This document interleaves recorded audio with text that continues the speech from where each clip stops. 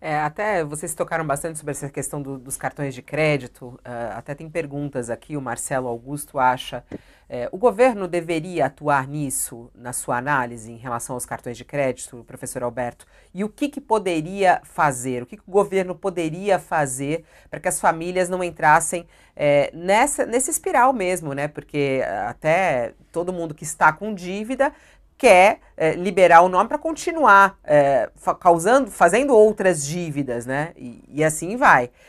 O senhor acha que o governo deveria atuar nessa questão dos cartões de crédito? É possível isso? Então, é interessante a gente comentar que o crédito em si não é ruim, ele não é ruim per se. Crédito é muito bom, o crédito ele irriga a economia, ele faz as coisas funcionarem, precisa ter crédito. Você não tem 25 anos e tem dinheiro para comprar uma casa.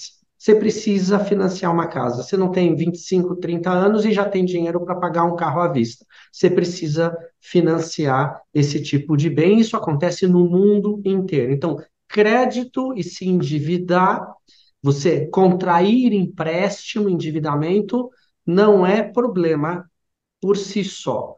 O problema é a inadimplência. O problema é você contrair uma dívida e não conseguir fazer frente às suas obrigações. Isso é um ponto. E outro é o perfil da dívida, ou seja, nem tanto o perfil, mas qual a razão pela qual você está contraindo uma dívida ou um empréstimo. Se é para comprar uma casa, é ótimo. Vou mudar de casa, vou trocar de carro, maravilhoso. Agora, vou entrar numa dívida porque eu não consigo pagar uma conta de energia elétrica. Aí isso é um problema gravíssimo e é isso que está acontecendo. Então, vamos dar uma olhada, antes de eu responder especificamente a tua pergunta, vamos olhar para a família e vamos tentar entender o que está acontecendo.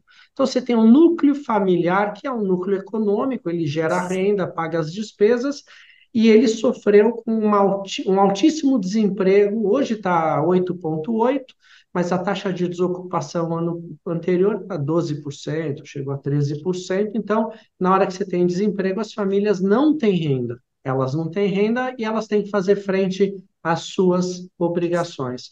Quando você tem um desemprego muito alto, o que que acontece? A renda também cai. Então, elas têm menos recursos para comprar e para pagar tudo aquilo que elas precisam fazer. A gente vem com inflação alta, então, nitidamente, além de ter desemprego, perder renda e a renda ser menor, os salários serem menores, tudo aquilo que você precisa comprar, consumir com a sua renda, você já consegue menos, porque está tudo mais caro. E aí você vai, quando você tem inflação, junto com inflação alta, vem taxa de juros altas, mais altas.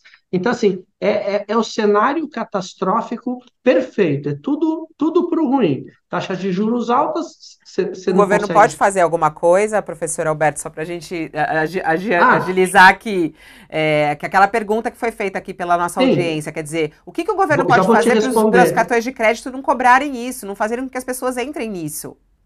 Então, vamos lá. O que o governo pode fazer? Na verdade, o que o governo pode fazer é o que ele deve fazer. O governo não deve intervir em questões, nesse tipo de questão microeconômica. Agora, tudo aquilo que o governo pode fazer é tudo aquilo que o governo nunca faz. Então, em relação à taxa de juros, não adianta ficar brigando com o Banco Central ou ficar xingando o presidente do Banco Central, porque isso não vai resolver. Isso é bom para quem é animador de torcida, animador de galera e quer jogar uns contra os outros. Então, não é isso que vai resolver a taxa de juros. Uma das coisas que o governo pode fazer é olhar no espelho, saber aquilo que ele deve fazer. Por exemplo, a questão de gastar mais do que arrecada. Quando o governo ele não respeita as regras fiscais e ele gasta à torta e à direito e ele não se preocupa com a eficiência do gasto. E a gente em nenhum momento ouve o governo falar a respeito de eficiência de gasto, ser eficiente, cortar custos, etc. E você só ouve do discurso do governo: eu vou gastar mais, eu vou gastar mais, eu vou gastar mais, e é uma medida bastante populista. Você tem a taxa de juros mais alta. Então, se o governo por si só fizesse aquilo que ele deveria fazer e não ficar intervindo tanto nos mercados, a gente já teria uma situação muito melhor. Essa é a minha resposta de forma mais ampla para a pergunta se o governo deve intervir na questão do cartão de crédito. Não, o governo não deve regular e não deve intervir na questão do cartão de crédito. Ele deve, sim, olhar no espelho, fazer aquilo que ele deve fazer, e isso já ajudaria muito o país. Sim.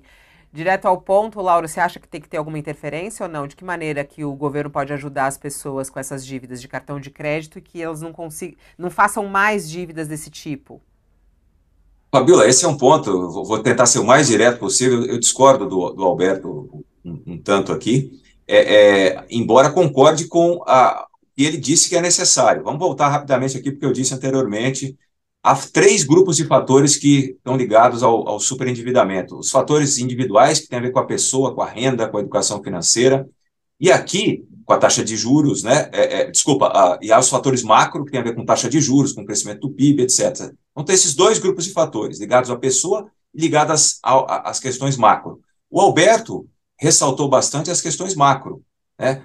Enfim, não vamos entrar aqui no mérito de se, como é que a taxa de juros cai, deixa de cair, enfim, acho que isso é uma outra discussão, mas os fatores macro, sim, afetam o superendividamento, assim como os fatores individuais. Só que há um terceiro grupo de fatores, e aqui tem a ver diretamente com a tua pergunta, e eu vou responder também o mais objetivamente possível, que são os modelos de negócio, são os fatores ligados aos credores. E aqui, como quem tem pesquisado esse assunto há algum tempo, com um grupo de pessoas, tem várias coisas que poderiam ser ditas na linha de medidas que o governo poderia tomar e que já foram tomadas, inclusive no Brasil, pelo próprio Banco Central.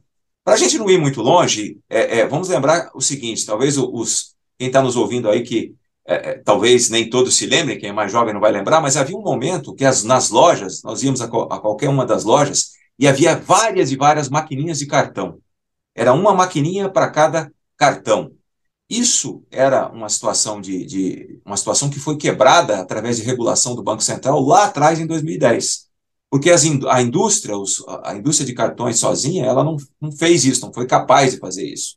Ela funcionando por si só. Então, esse episódio foi narrado em vários e vários artigos diferentes, tem teses de doutorado escritas aí sobre essa quebra de duopólio barra monopólio dessas empresas lá em 2010. E aqui a gente está num cenário parecido. Há problemas, sim. Eu vou aqui citar duas medidas possíveis. Uma, em 2021 foi aprovada a lei do superendividamento. Essa lei do superendividamento traz várias coisas positivas, como a possibilidade de renegociação conjunta, assim, a renegociação em bloco das dívidas, enfim, não sei se isso vai decolar ou não, mas tem uma coisa lá que ainda não decolou, que precisa ser melhor definida, que é o chamado mínimo existencial. O mínimo existencial nada mais é do que o valor estabelecido que fica salvaguardado dos credores, porque ele corresponde ao mínimo necessário para a subsistência, das despesas essenciais do devedor. No governo anterior, esse valor foi estabelecido em R$ 300. Agora, esse governo atual promete revisar esse valor. Pelo que eu li, esse valor pode ser revisado para R$ 600, enfim, certamente é mais do que 300, e seria necessário definir adequadamente esse mínimo existencial. Essa é uma medida que está em vigor, digamos, ou sendo discutida, melhor dizendo, não em vigor, uma medida sendo discutida. No âmbito da lei do superendividamento, a questão da definição do mínimo existencial, isso vai vir